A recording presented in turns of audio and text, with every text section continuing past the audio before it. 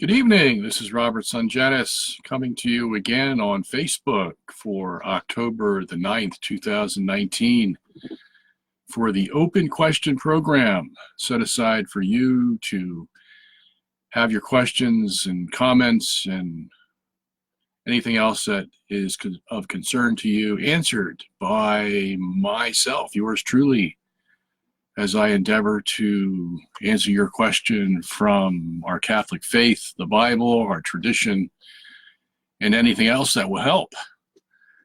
And hopefully I can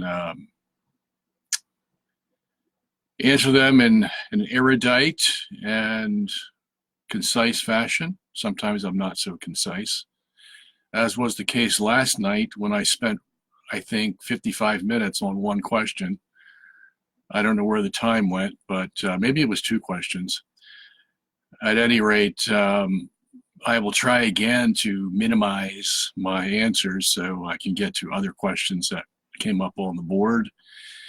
But last night we had a great session. Just love the questions you people ask, and I'm always excited to come down here and engage in another episode. Because of the thought that you put into the questions, and a lot of your questions I know other people have, and a lot of them watch but don't participate, and they probably are thinking, man, I'm glad they asked that question, and it's been on my mind for a long time, and things like that. So I am happy to be a medium, a go-between for those of you who don't want to engage and ask questions, and those who do. Everybody benefits, and I certainly benefit from it as well, because I am privileged to do this for you, and I thank God for the opportunity He's given me to do it. So this is a program set aside for questions regarding, theology, the Bible, philosophy, things of that nature. So I've been at this now for, gosh, how many years now? Well, as a returned Catholic, I've been at this since 1992. I had my first debate as a Catholic on the radio in 1993, and that was interestingly enough was against a former priest of the Catholic Church. Yeah, irony of ironies. And Father Bob Bush was his name, out in California when I used to live in California in the Bay Area. Took place on K something, I forget. Very popular Christian, Protestant evangelical radio station. And that was my first endeavor into Catholic apologetics, and have been at it ever since. So we're going on the 26th year, and next year be our 27th year. And so happy to do this. I've learned a lot. The road has not been easy, however. Just like anything else in this world, there's a mixture of good and bad, and sometimes things that are indifferent. But through it all, the Lord has been with me and maintains my faith. My soul is preserved, and I'm looking forward to the day of redemption, as I know all of you are. And do not despair, my fair Catholic friends. The day is near. The Lord is coming. And it won't be too long now. I believe in my heart, based on everything that I know. And I just want to encourage you with that message, because that's the most important message, is it not? That this tragedy on earth will be over someday, and we will all head off into eternity for the new life, the fantastic life that God's going to give us in the new heaven and the new earth. What a day to look forward to. As St. Paul says, all the suffering that you have undergone in your earthly life will not hold a candle to the glory that's going to be shown to you in the new heaven and the new earth. So hang tight, persevere, do not fall, have faith in God, and you will see the light of day someday. Anyway, we're all in the same boat, so let me see what kind of questions we have tonight. We have a lot of people who joined, not many questions though. So I'll just call it short tonight. If I don't get any questions, I will wrap it up and we'll wait till next week. Okay, so let me see what we got here. Jose says, is there a 1,000-year reign on earth with Jesus? Well, thank you for asking that, Jose. The short answer to that is no. Do you want the long answer? I can give that one too. I can't guarantee you when I will stop, but I can tell you in one word the answer to your question. No. Negative. Not a chance. Okay? Since we don't have many questions tonight, let me go into some detail on that for you, because it looks like I have some time available. We've covered this already in our previous session, so you might want to go back and, because I know Facebook records these and they leave it on the Facebook page. So you might want to go back and check out some of those previous programs, because we've talked about this. As a matter of fact, I think I talked about it last night, wasn't it? Yeah, because we talked about the Apocalypse 20, chapter 20. And now I use the word apocalypse, okay? Other people use the word revelation. That's the more common word, revelation. Some people say the revelations. And they're not familiar with the Bible if they use the plural, revelations, because it should be revelation, singular. But the Greek word behind it is apocalypsis, okay? And so you transliterate that to the apocalypse, okay? And at any rate, we covered Apocalypse chapter 20 last night. And there we said that John, the Apostle John, talks about an angel coming down from heaven. Now, this is a vision, he's saying, okay? Vision. And this vision is symbolic, as we talked about last night, okay? About a good 80–85% of the apocalypse is symbolic language. And the first 3 chapters have the bulk of the historical, literal language. And then as soon as you get into chapter 4, you get into the prophetic, symbolic language of the apocalypse, and that transpires all the way until you get to the last chapter, chapter 22. Okay? So that's why we say, it's about 85% symbolic language. At any rate, chapter 20 of the Apocalypse talks about the angel that John sees coming down from heaven. And he grabs hold of the devil, puts him in the abyss, and puts a chain on him. And the purpose of this is so that he cannot deceive the nations any longer, as he had in the Old Testament. Okay? So, what does that tell us? It tells us, number one, that Satan is bound in some way, shape, or form. He does not have the prerogatives that he had in the Old Testament. And that's because when Jesus came, as he says in John 12:31, now shall the prince of this world be cast out. Okay, cast out of where? Well, cast out of heaven. Yeah, he had the prerogative to go into heaven, believe it or not. And that's what we read in the book of Job, that he's in heaven, having a discussion with God. And that's a literal event. Okay. So what Jesus, the first accomplishment he had on the cross was to get Satan out of heaven.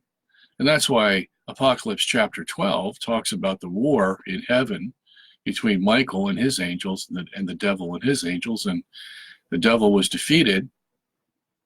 And Michael could do that because of the power that he gained from the death and resurrection of Christ, and cast him out of heaven, Apocalypse 12 says, and so he came down on the earth, okay? And he's, a little above the earth. He's the power of the prince of the air, as Ephesians 6:12 says. So his great wrath is now cast upon those on earth, and particularly the church, who is symbolized by the woman in Apocalypse 12. So the woman is basically, running for help, so to speak, in the latter part of chapter 12. And the earth helps her by creating a flood.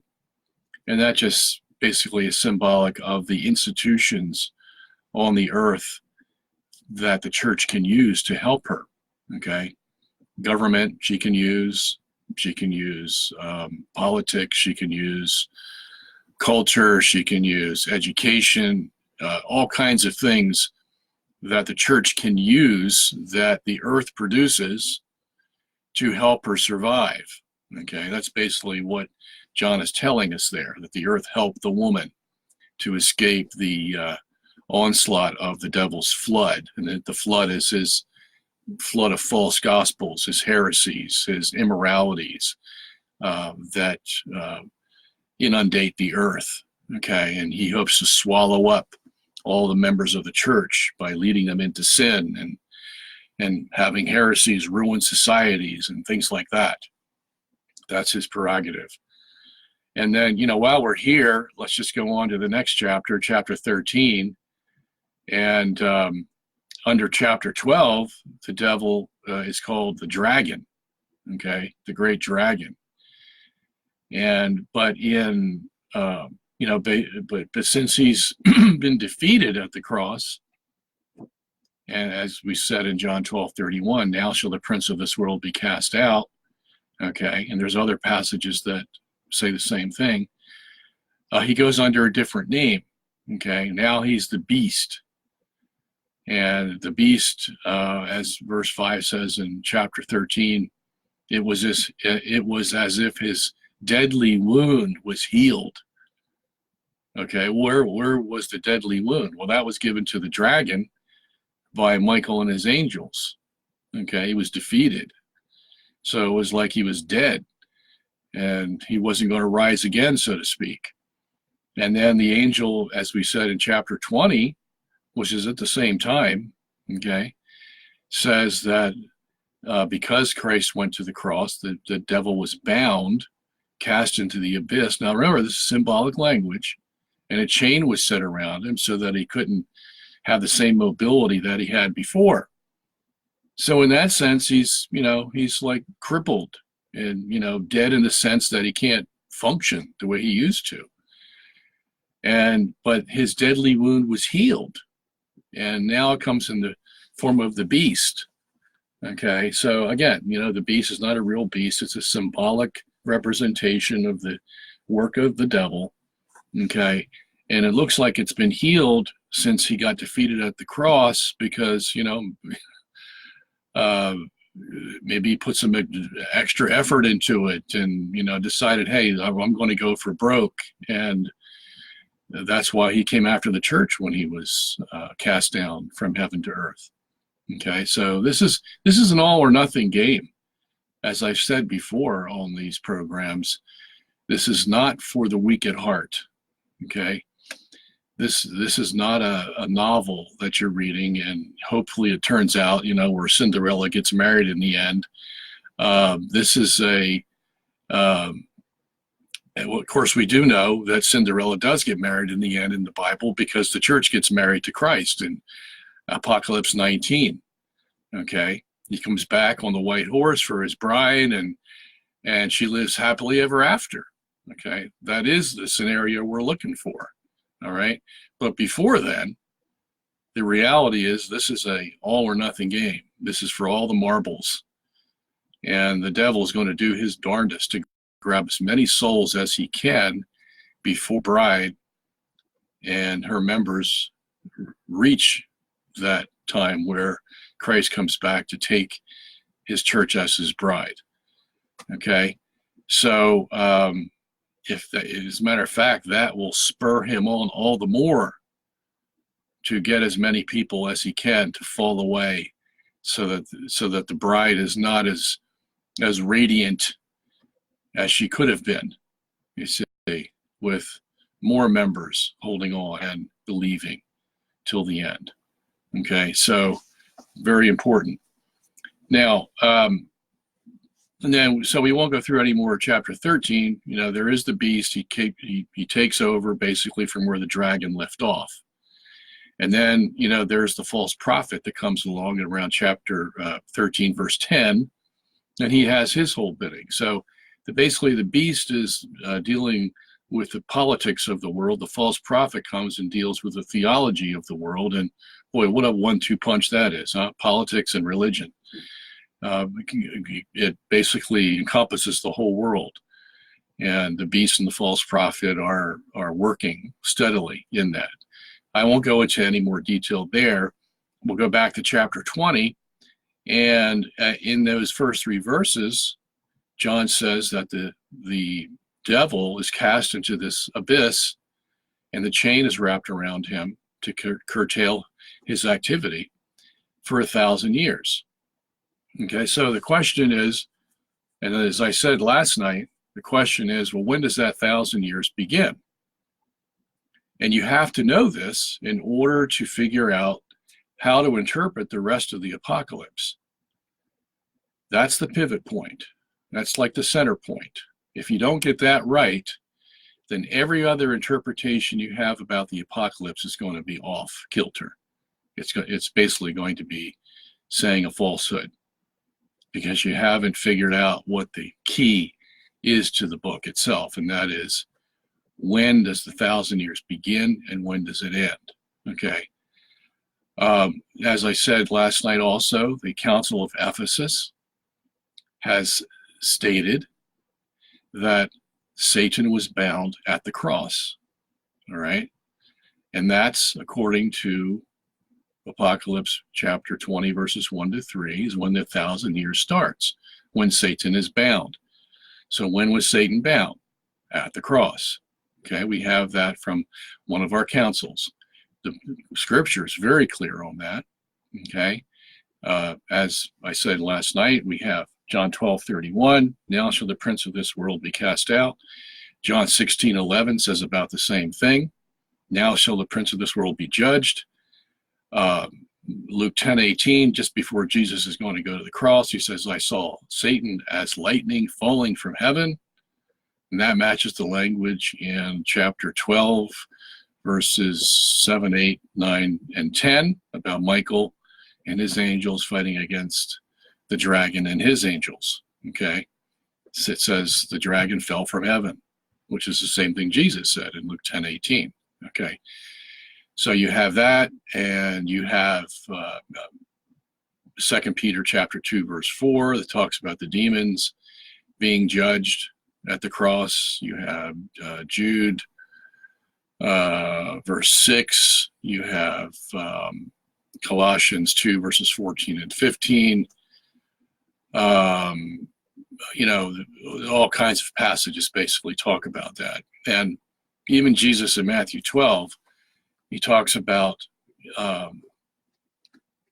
attacking the strong man's house. He goes, how are you going to do that unless you first bind the strong man of the house so that he can't move. He's still living, but he can't move, and you can plunder his house once you have bound him, you see.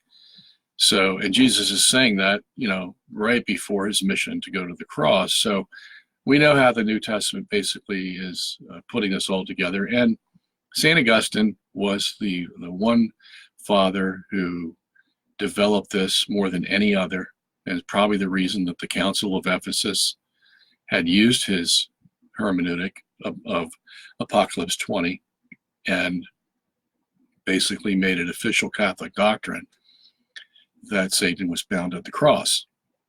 Now, there's other people who, didn't abide by that, because what the Catholic Church is saying is that the 1,000 years is a symbolic period of time that starts at the cross of Christ and transpires throughout the New Testament period up until Christ comes back the second time. And just before that period comes, when Christ comes back the second time for a second coming, Satan will be loosed out of the abyss. Okay? He's been in the abyss, and his activity's been curtailed for the whole time the New Testament period has transpired. That is, from Jesus and the apostles, through the fathers, through the medievals, until the present day.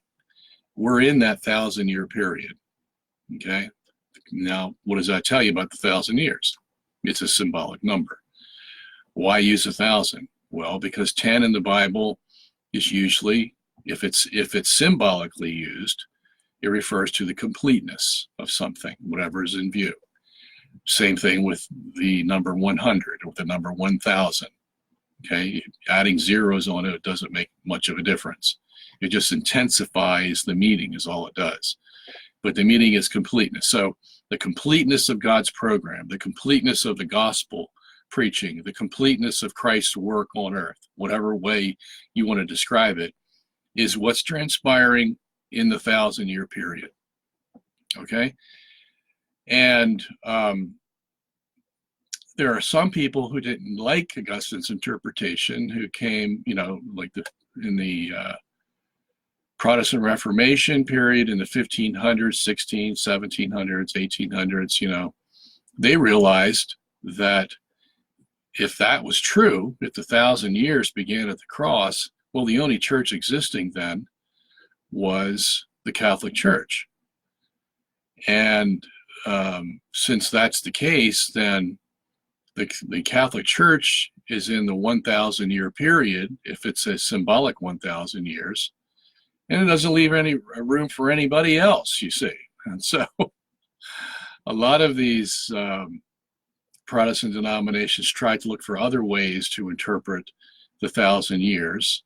Either they would accept what the Catholic Church said and just say that the Catholic Church fell away, and so we're taking over the 1,000 years, so to speak, or they would try to find another place to put the 1,000 years. Some of them, and this is not a very popular idea, but some of them tried to put the 1,000 years beginning with the reign of David, because it just so happens that, David started reigning in 1000 BC. Okay, and so if you want to try to make the 1,000 years a literal number, well, here's a place that it could fit. And David being king, this was the second king of Israel, but after Saul. But this is the time of the flower of Israel, so to speak. David conquering all his enemies, and the Psalms write about that. And David is asking God continually for help against his enemies, and he flourishes, you see. And his son Solomon then takes over, and this is the high point of the monarchy, the Davidic monarchy. Solomon now has control of all the land from the Euphrates to the Nile, and he has the nations doing obeisance to him and giving him money, lots of money. And basically the reason you would give money to another nation like, the foreign nations did to Solomon, is so that Solomon won't come and attack you, okay, and take your land. So you're basically renting the land from him by giving him money. That's what happens when you're real strong as a nation. You can basically throw your weight around and intimidate the other nations, just like the United States does today. Okay, we're what, in 192 countries? We just pulled out of Syria, but we're in 191 countries, and basically we control the world. And we have the greatest military, and we intimidate a lot of other nations to buckle under to our policies. And we, unfortunately, they're not giving us too much money. We seem to be giving them money for some reason. But that's probably because we're weak and we're trying to maintain our power and have to persuade them instead of them having to persuade us. There's a lot of political machinations going on there, but that's just the way it works. The leading nation will basically make the other nations subservient and have to show it some way, whether it's giving favors or paying money or whatever it is. Okay. And so this was the high point in Israel's time under Solomon. So it looked like Satan was bound, so to speak. Okay. That, the kingdom of Israel, which is, the kingdom of God on earth, could flourish because of that.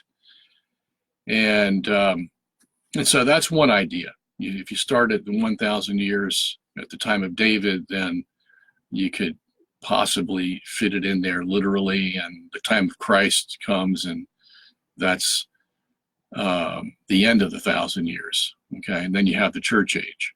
Okay, so, but there's a lot of problems with this view. Okay, because the end of the 1,000 years is not a time that the apocalypse depicts Christ's suffering, which he did on the cross. Okay, the end of the 1,000 years is depicted as a time of judgment, a time of the final redemption. The bodies are raised and from the graves, and the saints come back from heaven with Jesus on the white horse, so to speak. And this is a time of glory. It's not a time of suffering. As a matter of fact, this is why the Jews got confused about Jesus, because they were looking for a glorified king the first time he came.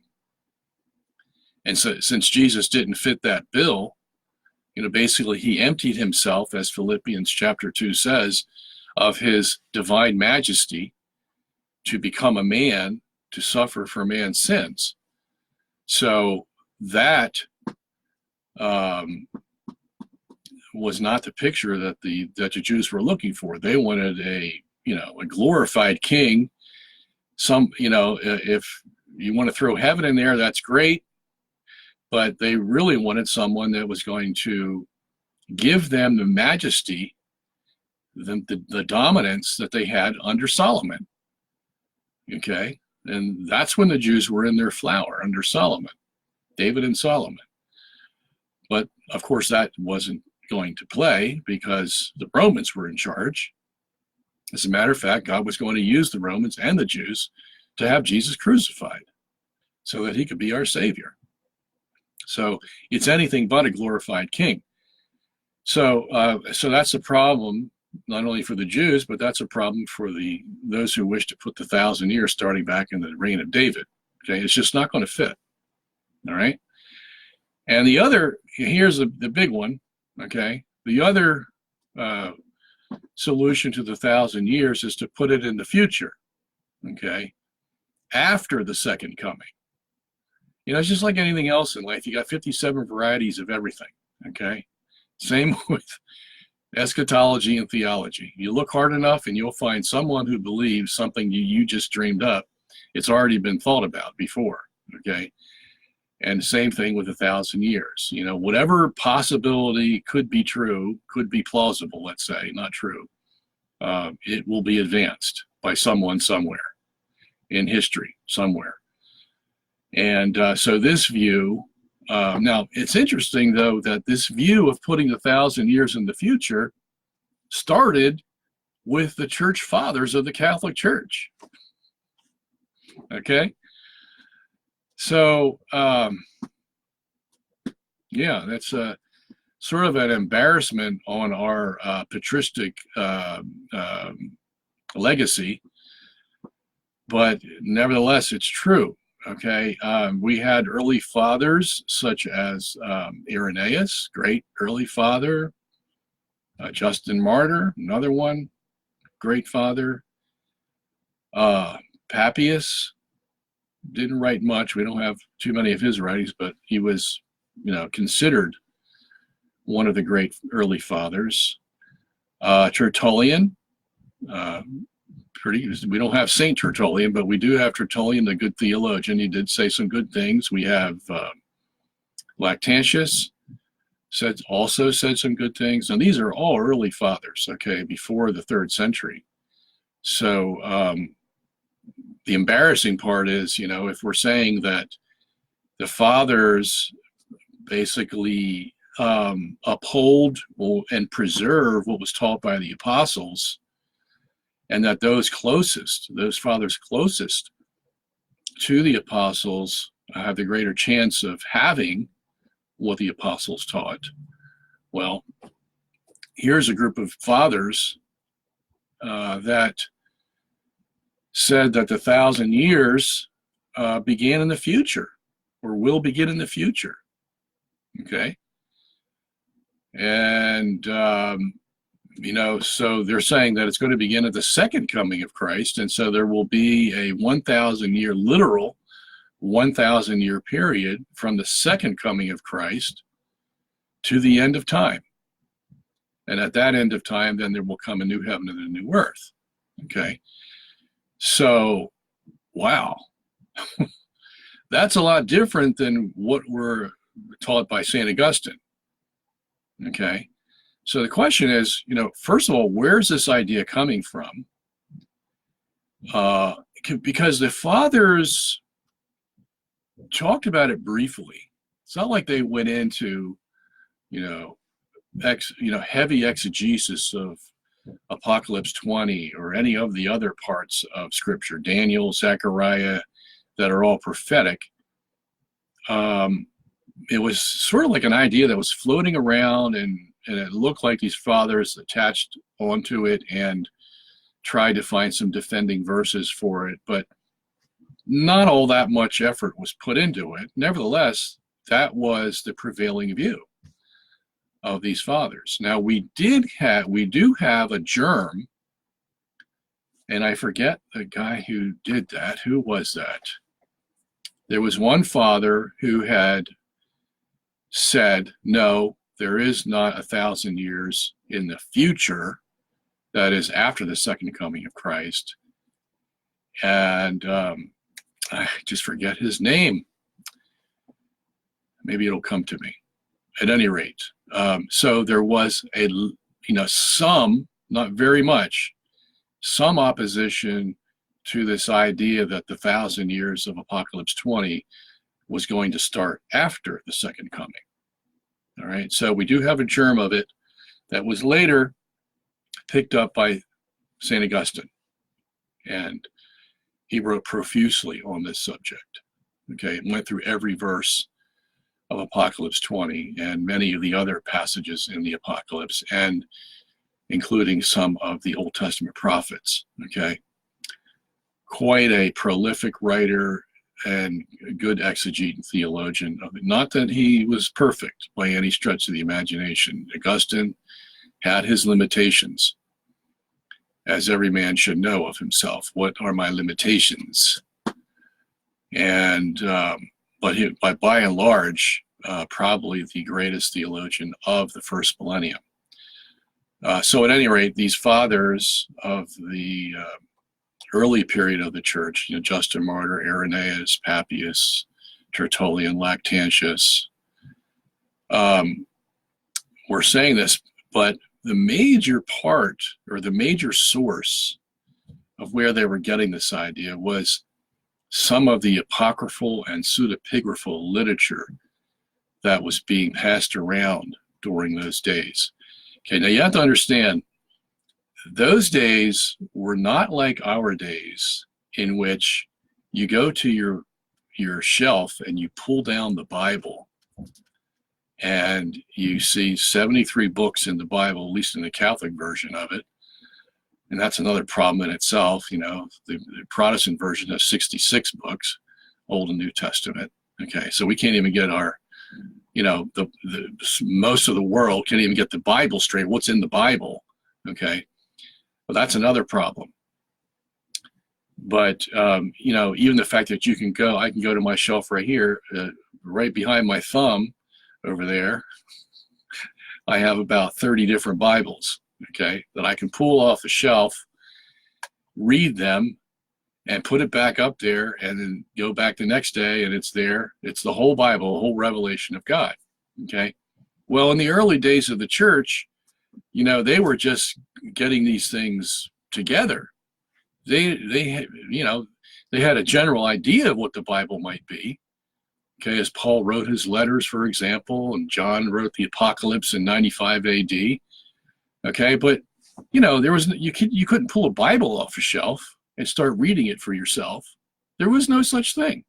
Okay, the only time you would hear the Bible is if, you know, the priest would read it to you from the manuscripts that he had, and they were hard to come by, at Mass when he would read it to you.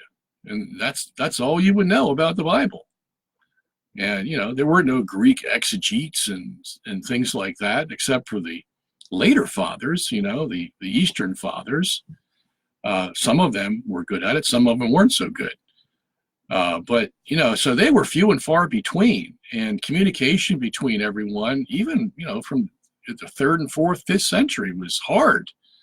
There were no cars, there were no, you know, airplanes, and there was no internet, of course. And so communication it would take sometimes months to communicate with somebody, because you know, the message would travel by horse. And if he made it to his destination, you know, he would deliver the message. So things moved very slowly at this early stage of the game. And what you have is, you know, a notion of the Word of God that was taught to them in the Mass. And you had, you know, the churches growing and trying to deal with heresy, and they would call on Paul, would you come and help us here? And he would come and he would set the record straight. But they had no Bible they could pull off the shelf and say, yeah, you know, it says here in, you know, John 3 verse 2, you can't do that. No, you know, it just didn't occur. All right, so the other thing that was happening, since the Bible was not codified yet, that is, you know, 27 books in the New Testament, and that's it, you had hundreds of books out there that were written by various people, pious people maybe, religious, you know, they thought a lot about the church, or they were philosophers or whatever, and you know, they would write their own books. And some of these were just fanciful, strange ideas about it, strange ideas within those books that eventually the church looked at and said, you know, this is obviously not the Bible, even though it's claiming to be inspired scripture. Okay, and that would occur at a council, and they were very infrequent. Okay, the first council that we had to determine officially what the Bible was in 380 AD at the Council of Rome. That's basically 400 years, 4 centuries after Jesus was conceived. Okay, that's a long time. And again, that's the first official Bible. So before that, you had all these books being written, you know, the Gospel of Abraham, the Gospel of Peter, you know, the works of Barabbas, you know, whatever it was. They all had titles. They all looked very pious, and They all had some good things to read inside of them. Okay. And some of these books, these apocryphal or pseudepigraphal books, talked about the millennium of Apocalypse 20. And you had a lot of Jews in the churches during the early days, okay? Paul had made a lot of Jewish converts in his time when he went to Rome, for example. So like the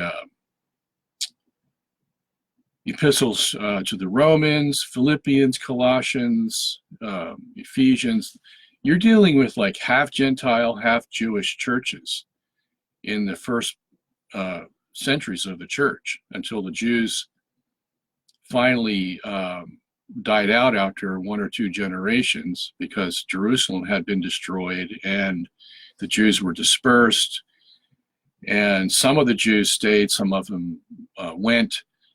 But in the early churches, you had a lot of Jewish influence in the early church. And, you know, they're looking for, just like the apostles were all Jewish, except for Luke, you know, they asked Jesus before he ascended into heaven, he says, you know, is this the time, in Acts chapter 1, verse 8, is this the time that you're going to restore the kingdom, okay, to Israel? So they're still looking for some kind of fulfillment of Old Testament prophecy that has Israel, the nation, specially in mind, okay? And so you can tell by their question, they're still not getting it, all right? And they won't get it until after Pentecost, when the Spirit enlightens them, and now they're going to be able to see, because as Jesus promised, I will send the Spirit and he will lead you into all truth, which he did, okay? But prior to that, just prior to Pentecost, before Jesus ascended, they asked him this question: are you going to restore the kingdom now to Israel? And Jesus sort of, you know, he doesn't say, you guys don't get it yet? What's the matter with you? He just says, well, the times and the seasons are not for you to know. Politely, he answers their question without making them look stupid or untheological or unbiblical. That was a polite way to basically put the question to rest. And the next thing we see, Jesus is taken up and he's gone, and they're waiting for the Spirit to come.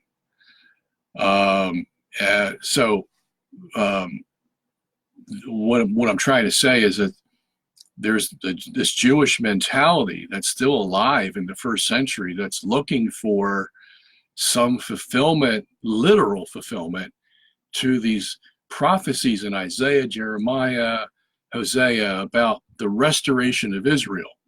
You see, they haven't gotten in their head yet that the Israel that is being talked about is a symbolic Israel for the future. Remember, when we're talking about prophecy, the language is symbolic. Very rarely is it ever literal. Okay, sometimes it is, but very rarely.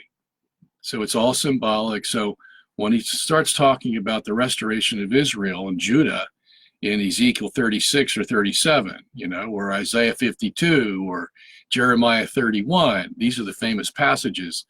What he's talking about there is the church, which is the new Israel. You see, as Paul says himself in Galatians 6:16, the Israel of God that he calls the church, the true Israel. So this is something that the apostles needed to transition into, get away from this literal, you know, Israel, it had its heyday. Okay, that's over. Okay, now we have a new covenant with the church that's composed of Jew and Gentile, but there's no speciality to being Jewish any longer. Okay, nor being Gentile. We're all on the same footing in the New Testament church. Okay, but if you're, you know, if that question hasn't been answered for you yet in the first century, then, you know, you might want to write a book about that and put the fact that, well, you know, if Israel isn't restored at the church time, because, you know, they didn't see hordes of Jews coming in. They just saw a trickle. Well, maybe the future restoration of Israel is going to be in the future when Jesus comes back the second time. And so you had people writing books like that.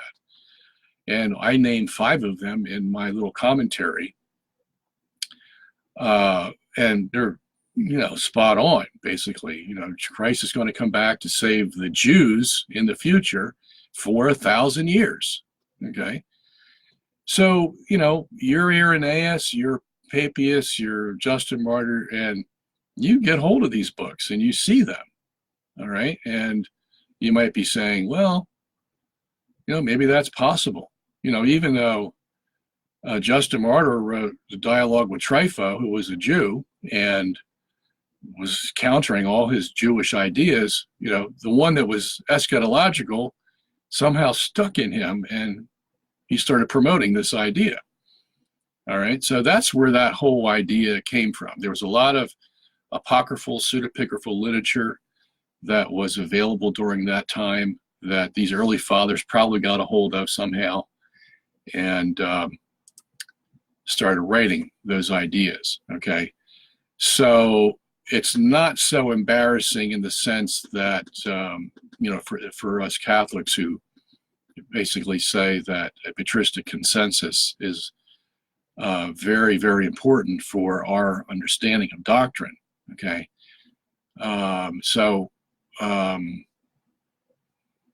that idea started there, as I said, and by the time of Augustine, okay, and now writing, in the late 4th century, early 5th century, and he had come to learn scriptures very well and realized, and he's from the Alexandrian school, okay?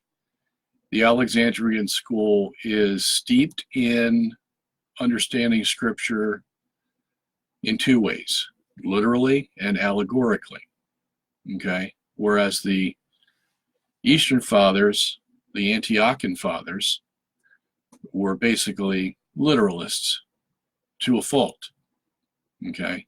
Very rarely do you find any kind of allegorical interpretations among them, although you do find some, okay?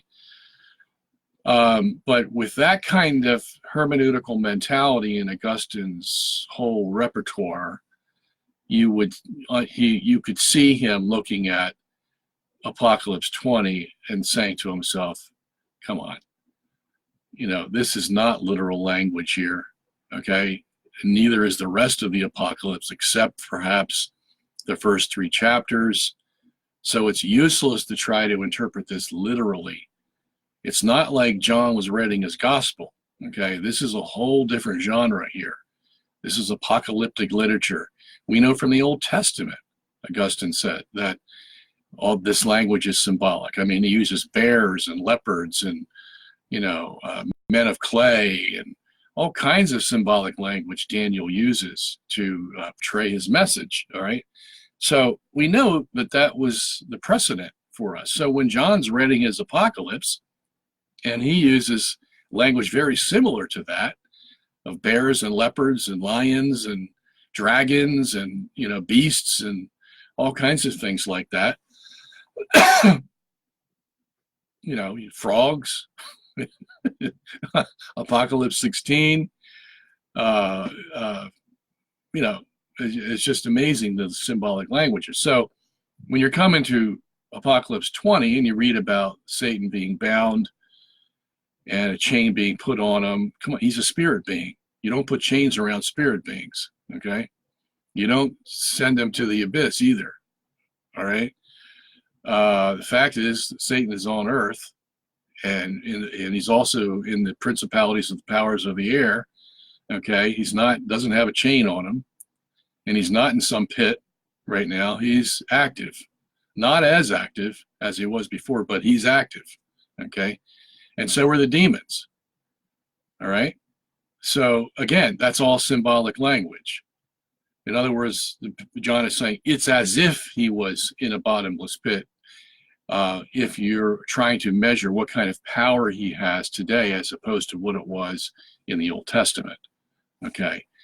So Augustine finally realized that and started to exegete these passages from that vantage point, that they were all symbolic. And so, when you come down to verse 5 of Apocalypse 20, where it says, this is the first resurrection. Blessed and holy is he who has part in the first resurrection. And in verse 4, he says, I saw the souls of them that were beheaded in heaven. Okay. So here is like a mixture of literal language and symbolic language. He says, I saw the souls of them who had been beheaded for the name of Jesus in heaven. Well, that actually takes place. When we die, our soul, which is our spirit essence, either goes to purgatory or goes to heaven, one or the other, okay? But it's not lingering somewhere, okay? It goes to one of two places. And our bodies go into the grave. So it's natural for John to say, I saw the souls of those who had been beheaded. The beheaded part is their body, okay? He saw the souls of them. And again, this is a vision. So that's why God's allowing him to see them as physical souls. Somehow he's seeing a image of a soul, if we can imagine that, in heaven. So he knows they're in heaven. And he says, this is the first resurrection. Well, if there's a first resurrection, there must be a second resurrection. Okay. So Augustine said, all right, it's obvious here, since he's saying this phrase right after he just said the souls of them had been beheaded, he saw in heaven, and he says this is the first resurrection. Well, what's the resurrection? What's the first resurrection? We know the second resurrection is going to be a bodily one. So what's the first? Well, the first one is our souls. Okay. Our souls are resurrected in the sense that they have new life. Okay.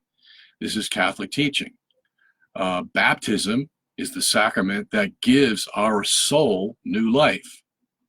Our soul is dead prior to baptism. It's dead in original sin.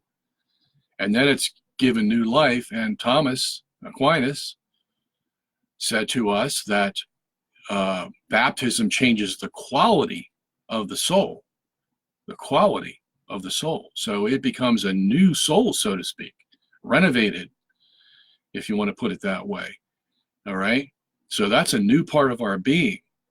And, there's a lot of passages in the Bible that speak in that way about our baptism and our soul regeneration as a resurrection, like Ephesians chapter 2, verse 6, okay, or Colossians 2:12. Many other passages do the same thing. They talk about our salvation in baptism as a resurrection, okay? So when Augustine is reading Apocalypse 20, verse 5, and he sees this is the first resurrection, the lights go off in his head, and he says, all right, here's the key. We're first saved, resurrected in our soul, and then our soul fights against our body because our body hasn't been resurrected yet. And this is what the Apostle Paul talks about in Romans chapter 7. He talks about this war going on between his body that wants to follow the lust and his soul that wants to follow the law of God. And there's this war going on between like two people inside of him, you see. And he hopes for the grace of Christ at the end there to help him, to win this battle. But the reason the battle is going on is because our bodies are still dead and they're dying. Okay, you can tell over the years I've aged. I'm dying. Right here, as I sit before you, I'm dying. Okay, I'm not getting any younger or healthier, and I soon will kick the bucket. All right, so that's because my body hasn't been regenerated, hasn't been saved. It hasn't experienced a resurrection. Okay, once that happens, of course, we will now live for eternity. All right. But that's what Augustine found in Apocalypse 20. Okay. So then he goes on and describes a few other things. So you see, now that makes sense, doesn't it? Because if the 1,000 years that you talked about in your question starts at the cross, and then you see all this language in the Bible, in the New Testament, that talks about the regeneration of your soul in baptism as a resurrection, okay, well, that fits precisely with what Apocalypse 20 is saying, all right? You experience this, you hear the gospel, you get baptism, your soul is now regenerated. Well, that's happening in the 1,000-year period, you see. All right, so, but it's a soul, it's a spiritual resurrection, not a physical one. Now, those that try to put the 1,000 years in the far future, after the second coming of Christ, they look at that passage in Apocalypse 20, verse 5, that says this is the first resurrection, as referring to a physical resurrection. Okay, this is the first physical resurrection. Yeah, that would have to happen. If you're going to put the 1,000 years into the far future, you would have to see that as a physical resurrection. All right, which implies that there's a second resurrection. And what they say there is that the second resurrection that's going to occur at the end of the 1,000 years of the future is the resurrection of the unsaved, the unbelievers. Okay, so the first resurrection is the bodily resurrection of all the believers, and the second resurrection is the resurrection of all the evil people. Now, here's the problem with that, okay? In John chapter 5, verse 28 and 29, Jesus says that there will be a resurrection, and those that have done good to the resurrection of life, those that have done evil to the resurrection of damnation. And he prefaces that by saying, they shall hear the voice of the Son of God, and those in the grave shall be raised, and those that have done good shall go to the resurrection of life, those that have done evil to the resurrection of damnation. Okay, what's the problem? The problem is there's not 1,000 years between those two events. It's a simultaneous event. He says the day will come, the day and the hour will come when they shall hear the voice of the Son of God, and the bodies of the dead will be raised. Okay, that's a one-time event. It's not separated by 1,000 years. So those who try to say that the 1,000 years of Apocalypse 20 is talking about two physical resurrections separated by 1,000 years, there's just no support for that at all in the New Testament. Okay, every passage that talks about a resurrection says that the resurrection of the damned and the resurrection of the saved are going to occur on the same day, and that's Judgment Day, the end of time. Okay, so that's very important in understanding this, how this whole thing fits together. Okay, so it's 8 o'clock, believe it or not. I spent an hour on that question. Thank you so much. Who asked that question?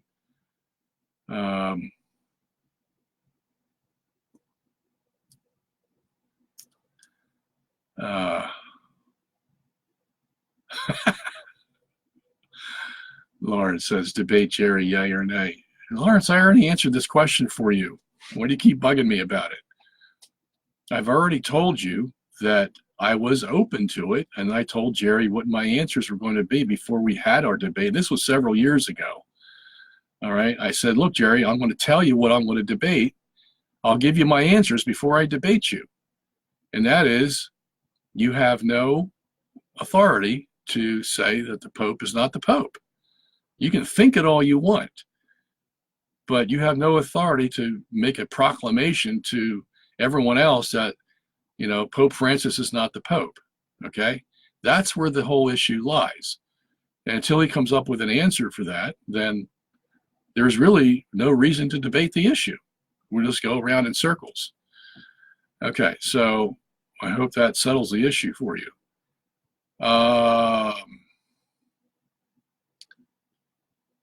Where I forgot. I was trying to find out who asked that question. I forget the name. Oh, Jose. Jose asked that. So Jose, I hope I answered your question for you.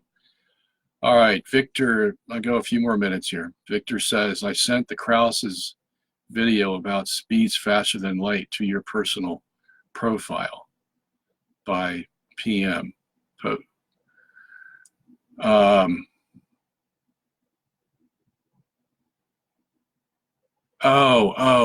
I know what you're saying, Victor. I asked you for where Krause said that speed of light went faster than C, and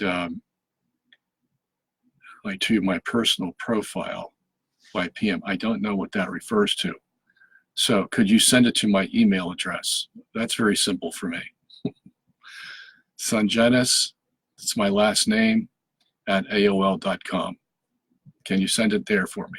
I'd appreciate that. Kate says, do you think the Holocaust as it is depicted in Hollywood movies is BS? Or do you more agree with Bishop Williamson? Yes, I agree that there's a lot of BS about the Holocaust, Kate. I do believe that, however, Jews were interned by the Nazis, were mistreated, and there was no reason, basically, to intern them, okay? I mean, Hitler decided that, they were getting too far in the banking business in Germany and suffocating Germany, so the best way to deal with that was to incarcerate them. That's wrong, okay? That's not how you deal with people. Now, I do have my doubts about the severity of the punishments that went on there. I mean, I've seen all the films, I've read all the books, and, there's Bishop Williamson and others have the right to disagree with the historical record. I have done that myself, okay? So that's the problem, is the exaggerations that are propagated by the fact that the Jewish people were interned in Nazi Germany, okay?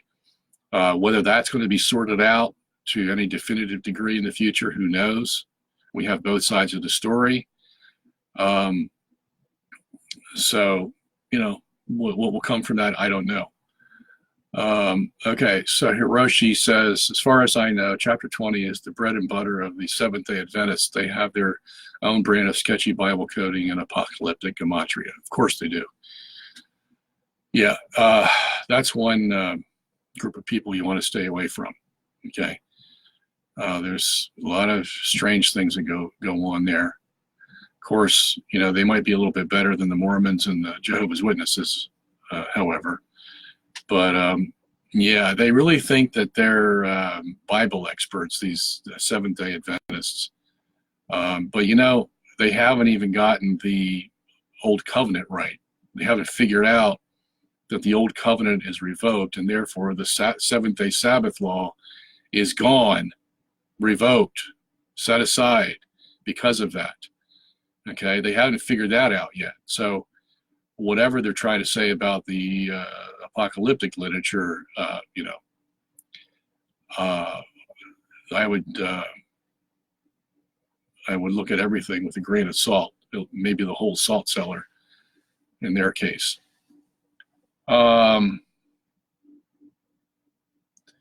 Chris says, so can we ask questions on this? I don't know what this refers to, Chris. So,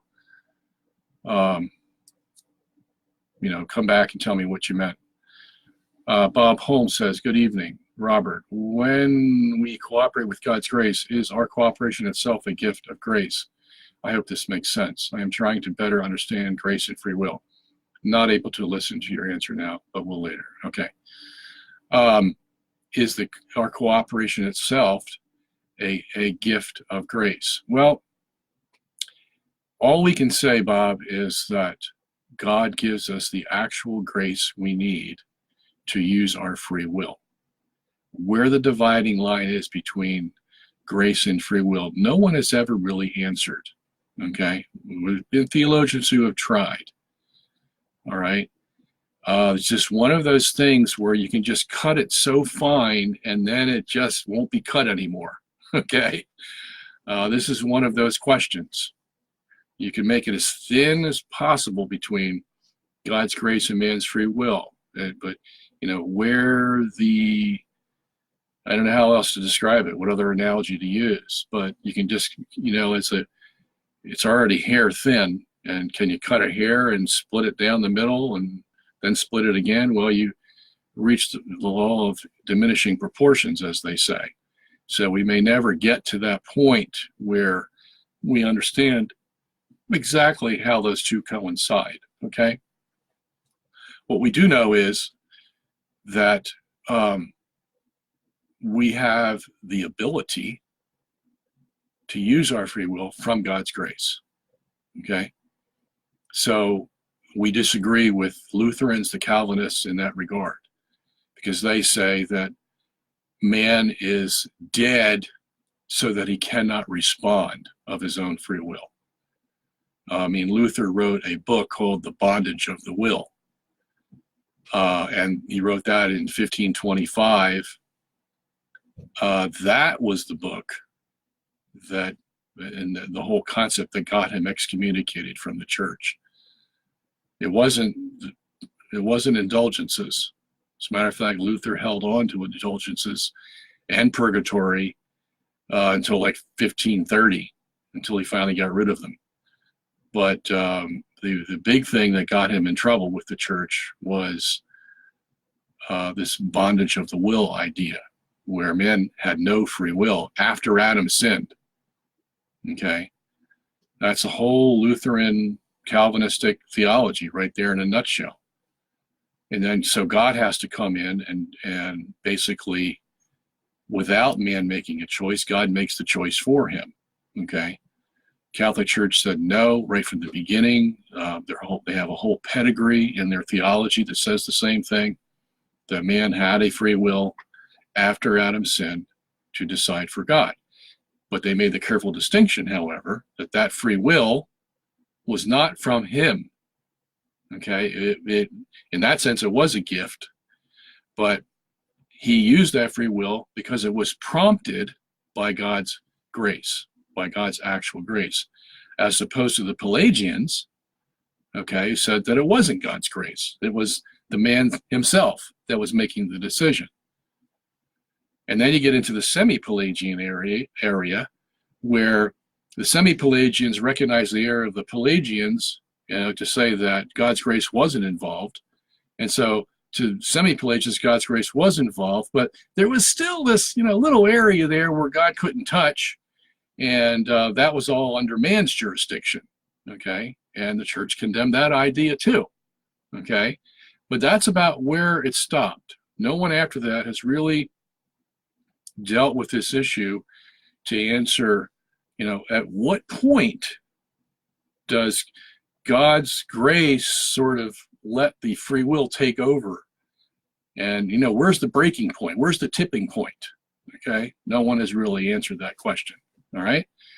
So I hope that helps you.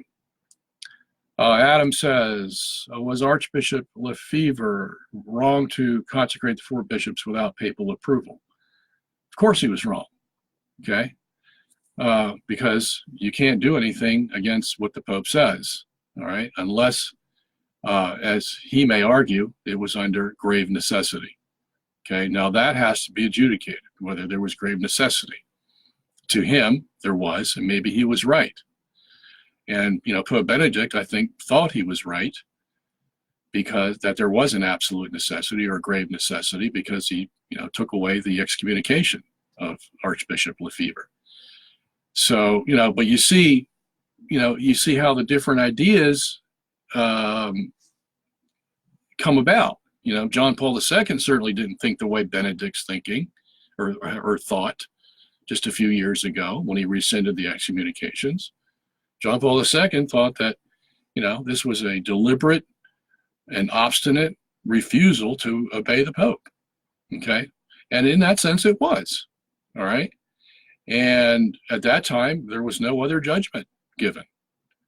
And we had to wait till the next Pope came along in order for basically a second opinion to be given on that very issue. And implicitly, he answered that issue. that in that situation there was a grave necessity, whatever the case was. However, Benedict had understood it or rationalized it enough to take the excommunications away. Okay, so you get basically got two different opinions from two different popes. Okay, so it's not for me to decide. All I can tell you is, based on the objective evidence, what occurred in each pontificate. All right. So, I mean, what occurred in John Paul's pontificate at that time, yeah, it was an egregious rejection of papal authority. Okay. Doesn't make it, I mean, it doesn't say that all those are to be rescinded now. Okay. Because Benedict's taken away the excommunication. So I think we're going to need more adjudication on this issue. I don't think it's gone away yet, because basically what Benedict didn't do is decide on the validity of the bishops that were canonized or that were consecrated by Archbishop Lefebvre. Okay, that's the bigger question here. And I'm in no position to give that because I have no authority on it. I'm just telling you what the historical record shows, and I may give my opinion here or there on that. But I think it needs to be visited again. I think this whole SSPX issue is still hanging in the air. I mean, is it okay to go to an SSPX mass, hear confessions? Can they marry people? Can they divorce people? All the ramifications of what goes on in a church are going to spill right into the SSPX. They've got to decide what they're going to do with these issues. It's not just a matter of consecrating a bishop. It gets real complicated when you start doing what you're supposed to do as a church and, telling people how they should live, how they should, who can receive the sacraments, who's legitimate, has a legitimate marriage, who doesn't, all these kinds of things. They're still hanging in the air after how many years? 60, 70 years, So they ought to sit down, talk about this stuff, and figure out a final solution to this because it's been going on too long. And that's why questions like yours come up. People are left in the lurch. Who's got the truth here? All right. Of course, I wouldn't expect any of this to happen in the pontificate of Francis, unless it's for, political reasons. But hopefully the Pope after can figure this thing out. All right. So it looks like, oh boy. Tyler says, are the documents of Vatican II endowed with ordinary magisterium? If so, to what degree are the documents infallible? Well, the documents would only be infallible if they're reiterating infallible dogma from previous councils and popes. Because, Pope Paul VI said that those documents of Vatican II don't contain in themselves the mark of infallibility. All right, that's what the Pope said about his own council. So you really can't look at any passage in Vatican II and say, oh, well, this statement's infallible. The only way you would be able to do that is to say, this statement was made infallible, 500 years ago in this council here and confirmed by this Pope. And even then you don't know because the church has not given us a list of what was infallible in the past. Okay, that's the sad part about papal infallibility, is that the church has to adjudicate to tell us which one of those things that were said in the past are infallible. Okay, so that we don't play a guessing game about and leave it to the lay people, to judge, well, what's infallible. Okay, so these things, as good as infallibility is, you got to be precise about it and you got to tell the people what is infallible. So it just so happened with Vatican II that the Pope himself said that they weren't infallible. Now, as far as ordinary magisterium, yeah, insofar as they reiterate the ordinary magisterium from, previous teaching of the church, yes, yeah, that's the ordinary magisterium, okay? And it's just, 95%, and here's one thing that I think we should all sit back and think about. 90 to 95%, probably 95% of Vatican II and their documents, there's no problem with them. Okay? I mean, sit down and read some of these other non-controversial documents of Vatican II. Something, not Dignitatis Humanae, not Nostra Aetate. Read some of the other documents, okay? There's 16 of them there, all right? There's 3 or 4 of them that have some problems in them, but the other 12 of documents are beautiful. I mean, I've read them. And the gospel is just, constantly brought to the fore, and the faith of the fathers and the medievals and everything, it's just there. All right. So in that sense, it was a good council. It's just that, when the liberals got their hands on some of these crucial documents and put ambiguities in them, and then everybody gets confused. And it was deliberate. Okay. They put deliberate ambiguities in there so that the council may not be to blame, but the interpretations of the liberals that they were planning on came like a gusher after Vatican II. And that's what they planned to do. Okay, so if you're saying that Vatican II is the ordinary magisterium, yeah, because they're reiterating the truth of the past, and even in the parts that we have trouble with, they're saying things so ambiguously that you really have a hard time pointing your finger and say, well, yeah, here's the heresy, because it's so ambiguously written. All right? And I could point out a lot of examples about that, but that's the problem with Vatican II. It was written, with many ambiguities in these specific 4 documents that give us the trouble. Okay? But in any case, your other question is, are they infallible? The answer is no, okay? Because Pope Paul VI told us so. Not because we're just dreaming this up and we don't like Vatican II, okay? He said it didn't have the mark of infallibility. So it was like an experiment. It was unlike any other council that had occurred before. There's no canons like you have in the Council of Trent, And this is something that's interesting too, because at the Council of Trent, you had chapters written under each session, and then you had the canons written. It's only the canons that are infallible. Okay, that's where the church says, look, this language is solid, definite, it's not going to change, and this is where the infallibility of the council rests, not in the chapters that were used to describe the means or the ways that they could get to the finalization in the canon. All right. So, that's something we need to take into account. So if the chapters of, say, the Council of Trent weren't infallible, all right, well, certainly the chapters so loosely written in Vatican II aren't infallible either, yet it's still, as you say, the ordinary magisterium is still being reiterated. So in that sense, yes, we have the truth. All right. But, infallible is a legal term, basically. It doesn't mean, if something is not declared infallible, it doesn't mean it's not true. Okay. It's true, but if you say it's infallibly true, now you're in a legal framework. Okay. And that's a big difference between common practical living of the faith and legal canonical issues that you have to deal with. Big difference between those two. And that's why the church uses those terms, canonically infallible. And that's a big difference over the practicality of the church and living under the ordinary magisterium. Giving another example, they had the Eucharist in the first centuries of the church. Everybody believed that somehow, some way, Jesus was the bread. Okay, and the bread was no longer there. The Greeks used to use a word, metausios.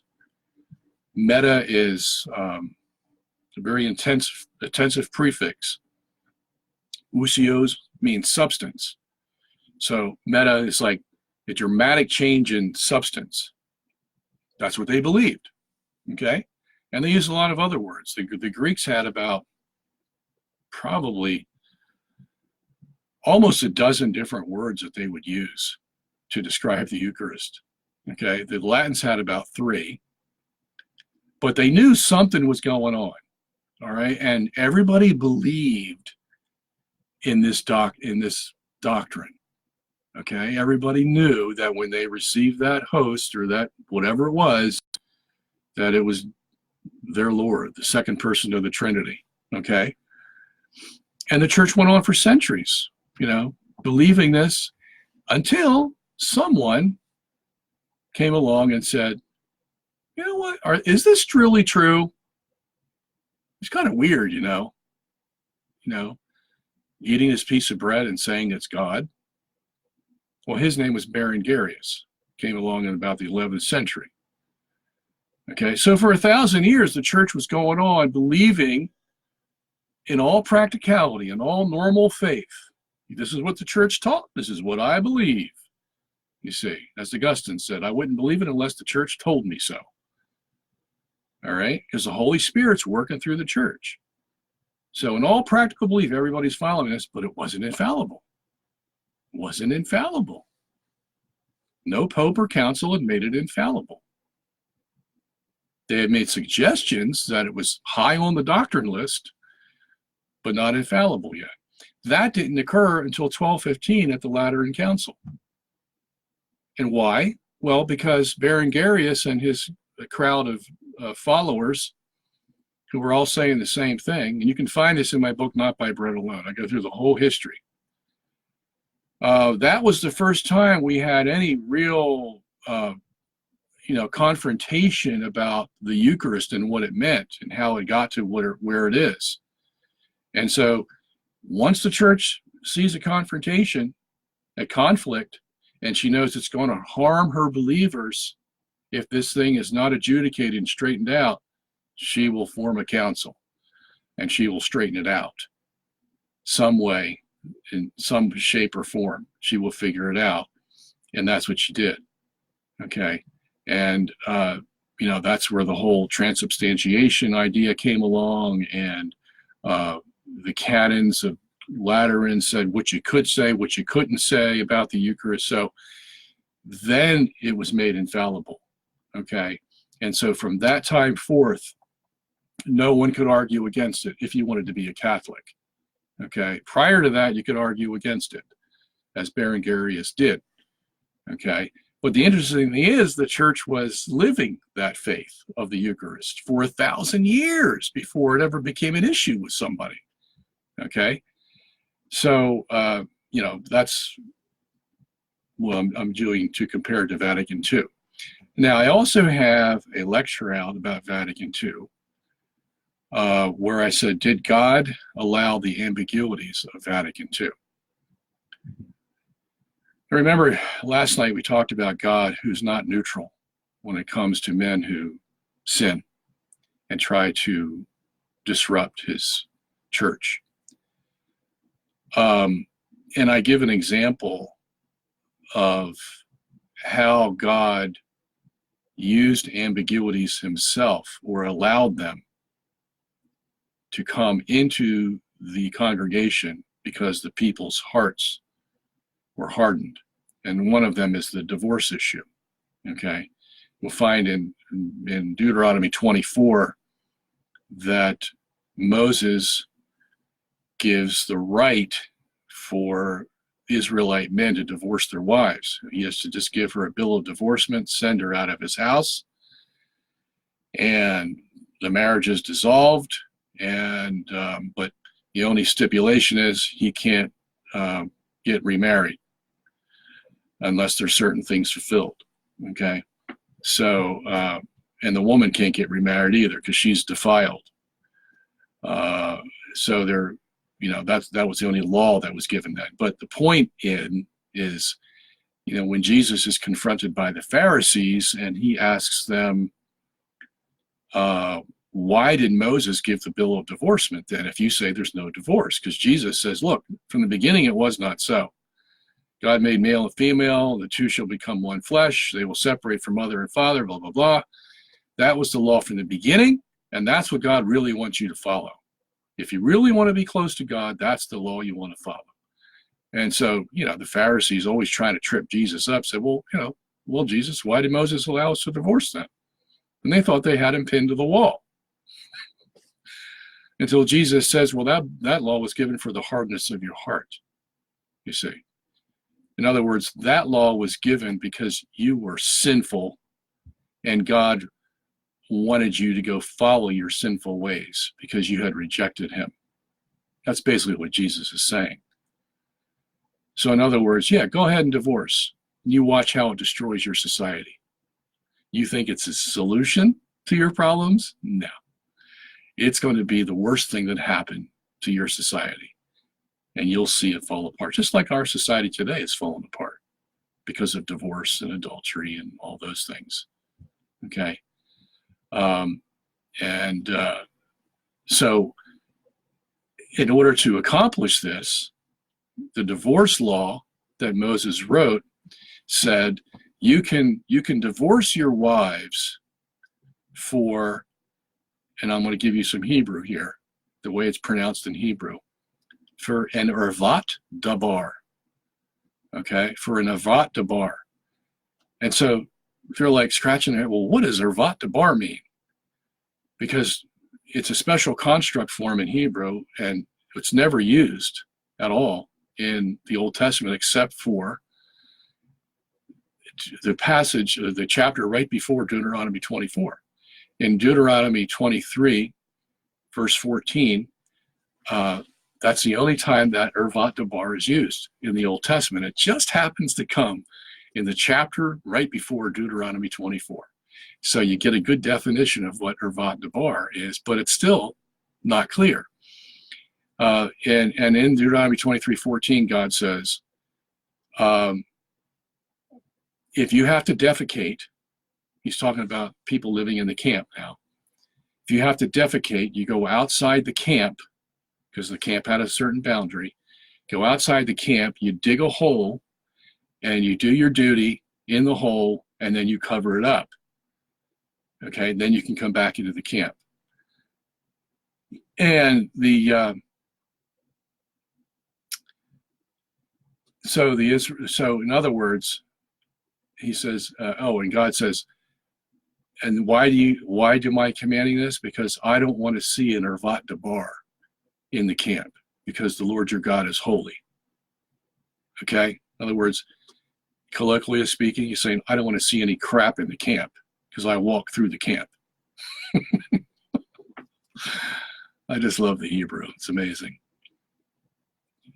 But that's what he says. I don't want to see any crap in the camp. And so basically, so that same phrase, ervat dabar, is used in Deuteronomy 24 when God's talking about Israel being allowed to divorce their wives, because you can do it for an ervat dabar. In other words, you can do it for any crap you want. That's what he's saying to them. Okay? To be very colloquial about it. You can divorce your wife for any crap you want. Whether she gets on your nerves or she committed adultery or, whatever it is. You don't need to give a reason. Just give the reason and that'll be sufficient. Wow. But still, the phrase itself was ambiguous because the Jews knew that in the past you couldn't divorce your wife for any crap you wanted. Okay? They knew it was only for fornication. That's been the law ever since Adam and Eve. All right? That's the natural law. And Paul talks about that in 1 Corinthians chapter 6. And why fornication is such a heinous sin. Because the two become one flesh, you see. So that's a reason for a divorce, because now you have two twos in one flesh, basically. And you can't have that. So you separate, and that's allowed, okay? The Jews knew that, but if you say ervat dabar, it's like, do anything you want. So they don't know what it means. They want to obey the law, you see, but ervat dabar, nobody knows what it means. It could be any crap. All right? And now if Moses had said dabar ervat, that would have been different. in Hebrew. Because that would be literally interpreted a thing of nakedness, which implies fornication. Okay? But God reversed the words and then told Moses to write it. So he didn't write a thing of nakedness, he wrote nakedness of a thing. That's the way you would interpret it literally in the Hebrew. Nakedness of a thing. Well, what's that? What's the nakedness of a thing? Nobody knew. So you had, excuse me, there's a fly on me. You had two schools of thought in this in Israel. You had the Hillel school and the Shammai school. One said that Ervat Debar, has to apply just to fornication because that was the tradition of Israel. And the other side, the liberal progressive side, said, well, no, Ervat Debar, that could be anything because, it's used, for crap in Deuteronomy 23:14. So who knows what that applies to? So we can divorce for any reason. And that's why the question, it comes up in Matthew 19, verse 3, I think it says, can a man divorce for any cause? Any cause. Because the liberals in Israel had interpreted Ervat Debar as meaning any cause. Because they didn't know what it meant. In other words, the phrase was ambiguous. It was ambiguous. And why did God allow that? He already told us in Matthew 19, verse 8, because of the hardness of your heart. Okay? The hardness of your heart. In other words, for your sin, God allowed an ambiguous teaching to come in and thereby disrupt your society even more because you had already rejected him. Now he's going to reject you and he's going to give you evidence of it. Okay? Again, this is a dynamic God. You don't want to fool around with him. He is not neutral when it comes to your sin, as we said last night. You want to go sin?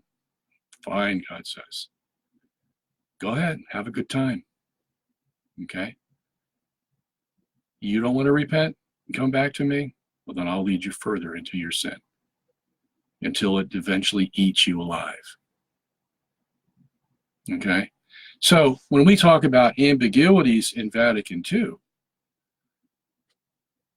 a council that's supposed to be led by the Holy Spirit, well, the Holy Spirit's still God, isn't he? Yeah, he's the same God that was back in the Old Testament. He's behind the Ervat Debar issue as well. So he could allow ambiguities, just like the ambiguities were allowed in the Mosaic Law, because of the hardness of heart of the Israelites. As a matter of fact, in Ezekiel chapter 20, verse 25, God himself says, I gave laws to Israel that they couldn't obey. That's interesting. I gave laws that they couldn't obey. Why? Well, because Israel was a nation that loved laws. They thought by obeying laws, that was going to make them closer to God. Yeah, they would go rape widows and steal from their neighbor, but as long as you obey the law in those, fine little points, you were on God's side, and God should show you favor. And God looked at that and said, come on, you think I'm stupid or something? Okay? And if you're going to act that way, okay. You like laws? You think laws are going to give you something, to bring you closer to me? All right. Well, I'll give you so many laws that you won't be able to keep them. How's that? So that's why we read about all these meticulous laws in Leviticus, Numbers, Deuteronomy. Okay? That was never intended for the Israelites. Some of those laws, yes, were intended, but very few. So God gave them the laws because they wanted laws. All right, I'll give you laws. I'll give you as many as you want. How's that? Okay? We have stories like that in Numbers 11. They're walking through the desert. God's feeding them. He's giving them light by day. Light by night, and guiding cloud by day, and he makes sure their shoes don't wear down miraculously, and everything they need is there. The water, Moses taps the rock, gets the water, everything they need to make their trek through the desert. And so they come up with this complaint, well, we're tired of eating this manna that drops from heaven. We want meat. And we like to go back to Egypt to get the meat. So you can imagine how God felt. Again, this non-neutral God, what do you think he's going to do? Okay, you want meat? You want to complain to me about meat? I'll give you meat. As a matter of fact, in I think it's verse 11, he says, I'll give you so much meat, it'll come out of your noses. How's that? Okay? So that's the kind of God we're dealing with here. You don't fool around with him when it comes to his blessing or your sin, or he will come down hard on you. And that's why those stories are written in the Old Testament. As Paul says in 1 Corinthians 10, verses 6 and 11, those stories were written for our benefit so that we don't fall into the same sins that they did. Okay? That's why the Old Testament is so big compared to the New Testament. To help us out, to see actual historical events that happened where the people sinned and God dealt with them for that sin, so that you and I don't fall into those sins and heap the same judgment on ourselves from God. Okay? But back to this ambiguity thing. I could see Vatican II, God allowing ambiguities to come in there. Why? Because when the liberals go and interpret it like they planned on doing, and basically trying to change the Catholic faith, God says, go ahead. Be my guest. Have a good time, because all you're going to do is bring heartache upon yourselves, and then I'm going to come in judgment. Okay? You don't want to listen to me, what I've said for 2,000 years now in the church. You want to change the church because you don't think that the church is doing a good job being the professor of gloom and doom. You want a new Pentecost?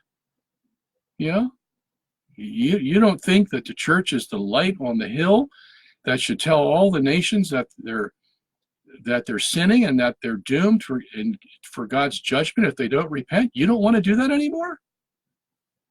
We've been doing that for 2,000 years, but you don't want to do it anymore because you want to be friends with everybody now. Oh, I see. Yeah, just like the Israelites did back in the Old Testament. Yeah, they didn't want to listen to what I said, God said. He said they wanted to make friends with the nations. Yeah, we wanted political camaraderie here, and we're all in this together, We're all the same. We're all in this together. You don't want to be a separate nation, a holy separate nation, away from them and apart from them so that you don't engage in their sins?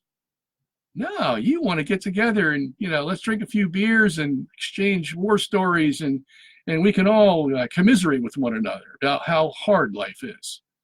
And we'll all be friends. Yeah, that's what they wanted, you see. So they were rejecting God and going with the nations. All right? Well, that's what the liberals wanted. Yeah, they wanted to make friends with the world. After all, Galileo was wrong. And so what else is the church wrong about? I mean, not Galileo was wrong. The church was wrong about Galileo. So what else is the church wrong about?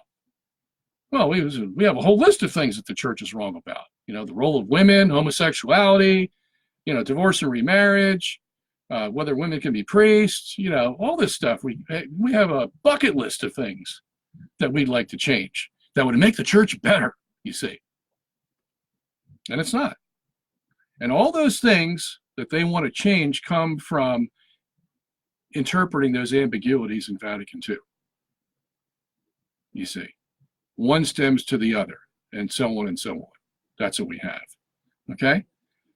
So, I hope that answers your question about Vatican II. All right. Let me see. I think that's it. I got to go. It's 8:45. It's been nice to be here with you. Hey, Nick. Nice to see you. All right. Well, we got a lot of questions I didn't get to. Sorry, but I want to answer the questions you asked with as much completeness as I possibly can to give you the whole picture. So I'm going to copy some of these questions down. Maybe we'll do them next week. So now tomorrow at 7 p.m. We don't change the clocks back, I don't think, this weekend, do we? We will meet again, but that will be on the principal Facebook page from 7 to 8, and I will deal with all the Galileo questions, geocentrism and cosmology and Lawrence Krauss and all those guys, and our movie, The Principal. And so I'll take all your questions there. Okay, so we will see you then. For those of you who asked a question, I didn't get to it. I will try to get to it next time, but keep asking, okay? And I love you all, and I hope the best for you. I hope God becomes a great part of your life, and I hope I am instrumental in bringing you there. That's all I do this for you, okay? At any rate, thank you for being with me, and God bless you. Bye-bye.